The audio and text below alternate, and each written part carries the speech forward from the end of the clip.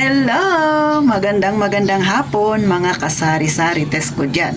Ito na naman ang atitintin ninyo, ang inyong pambansang tendera na kahit walang benta, nakangiti pa rin. So, kumusta kayo? Ito ay naipalabas ko na nung mga nakaraan ko pa sa vlog ko. Pero dahil request ni Ma'am Purple Army, ipagbibigyan nating muli. Diba mga kasari? Kasi gusto niya lang daw na makakuha siya ng kaunting idea sa kung ano pa bang produkto ang pwede niyang idagdag sa kanyang tindahan. So, fight lang tayo ma'am, kahit na medyo tumal talaga. Talaga naman, ngayon ay sobra. Tumal is real talaga mga kasari. So, bigyan ko lang kayo ng kaunting info sa aking tindahan. Sa harapan ko na pag nasa labas kayo, titingnan yung tindahan ko, hindi talaga maganda sisi, ha? Kasi nga wala pa siyang pintura. Tapos, medyo hindi naman ganun kalaki yung aking tindahan. Pero, hindi na yun mahalaga. Ang mahalaga, kahit na maliit ang tindahan mo, dapat marami kang ilalaman yung iyong kinita, ibili ng paninda para dumami pa ang paninda mo. At syempre pa, kailangan kahit papano, marunong ka rin mag-ayos ng tindahan mo. So sa titintin, bumawi na lang sa ganyan mga kasari. So yung nakikita nyo nga sa likod ko, mga nakasalansan ng maayos. So tatlong magkakapatong yan, yung aking mga dilata. Pero sa likod niyan ay meron pa rin. Sa bandang kaliwa, panay mga sabon at saka yung mini boutique na titintin dyan. Makikita mo rin yung school supplies. At sa bandang taas na nakasalansan ng maayos, ay makikita mo yan yung pub conditioner at saka conditioner. Nandyan din yung Colgate at saka yung Dio. Ayun, mga nilalagay sa kilikili. Sa bandang kanan ko naman, ang makikita mo naman ay noodles, cup noodles, pads, tissue, ano pa ba? Kape, yung mga 25 grams na mga nakaayos. Tapos, syempre, nandito rin yung aking itlog at saka yung mga mantika, yung dibote. At sa likod ko, so nakikita nyo naman, ayan ang itsura ng aking likuran. So, ganyan siya mga kasari-sari, ha? Pero, syempre, info pa lang yan natitintin. Mamaya itutur ko kayo. At sa bandang harapan, yung mga biskwit ko ay nakasabit siya. Nayroon din akong paninda na siomay, sopas, at saka bihon. O, diba? Kaya hindi ko alam kung ito bang tindahan ko, sari-sari store ba to? O may karinderya na ba ako? So, ginawa ko lang yung pagluluto-luto mga kasari kasi napakatumal ngayon para kahit paano madagdagan din ang benta ni Ate Tintin. At syempre, yung dito ko, meron tayong bigas na nakakilo-kilo. Tapos yung ating candy. Tapos syempre, yung ating mga sibuyas, kamatis, at uling.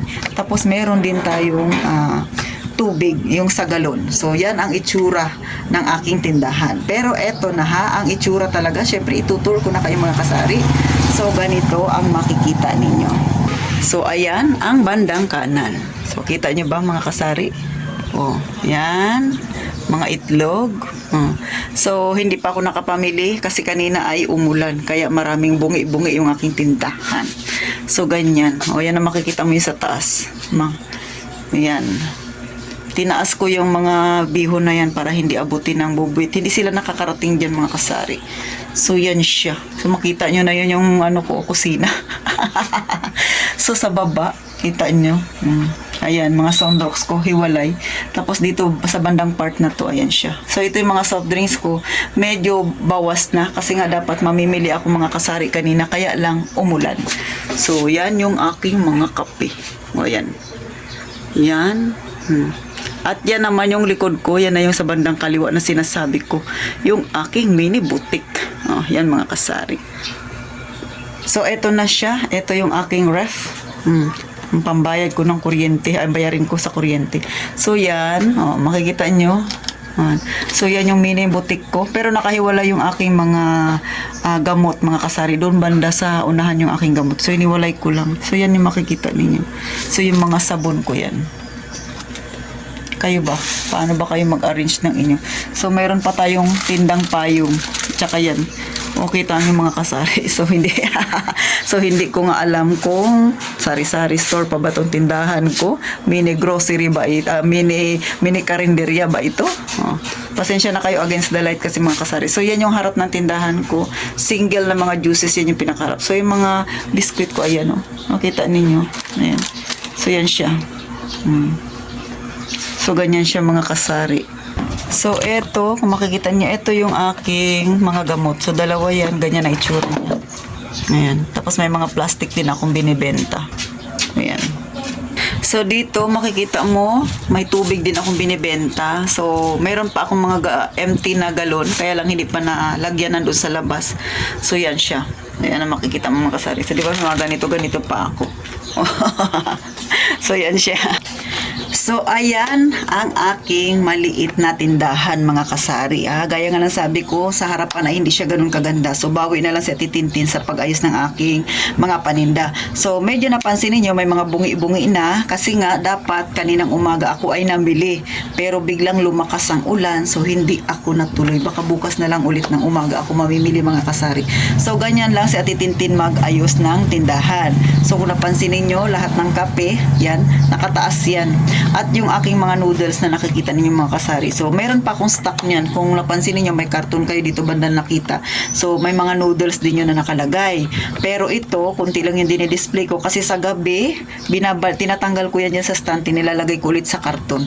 Kasi nga, para hindi siya mabutasan ng bubwit. Alam niyo naman yung mga bubwit, napakasipag magbutas. So, paano mga kasari? Sana lalo kay Ma'am Purple Army, nakakuha ka ng kaunting idea sa kung paano ba mag-ayos si Ate Tintin at syempre kung ano pa yung mga produktong pwede mong idagdag. Hindi ko na nga maintindihan mga kasari kung ito bang tindahan ko ay sari-sari store kasi may tinda akong payong, may mga net bag pa akong benta sa harapan na. Tapos may siomay, may sopas, may bihon pa akong tinda. Sa palagay ninyo, ano ang masasabi ninyo sa ganyang itsura ng tindahan? Pero gaya nga ng sabi ko, lahat ng pwedeng ibenta na natin. Basta ayusin lang natin yung pagkakasalansan para kahit papano maganda ang itsura ng ating tindahan. So sa harapan ko, nandyan pa yung mga uling ko na yan. Yung nakikita ninyong mga empty space, so lagayan ko yan ng uling na naripak ko. Hindi pa ako nakaripak kasi wala akong re-repakin dahil yung delivery kong uling na inaantay, hindi pa siya dumating hanggang sa ngayon. So hanggang dito na lang ang aking pagbablog, ang aking pag-tour sa aking maliit na tindahan. Sana magkita tayong muli sa susunod na vlog na Ate Tintin at sana syempre kung may nakuha kang idea, pindutin mo na ang like na yan at huwag mo nang kalimutang subscribe ka kay Ate Tintin. At syempre pa, gaya ng palagi kong sinasabi, mag-iingat tayong lahat palagi mga kasari.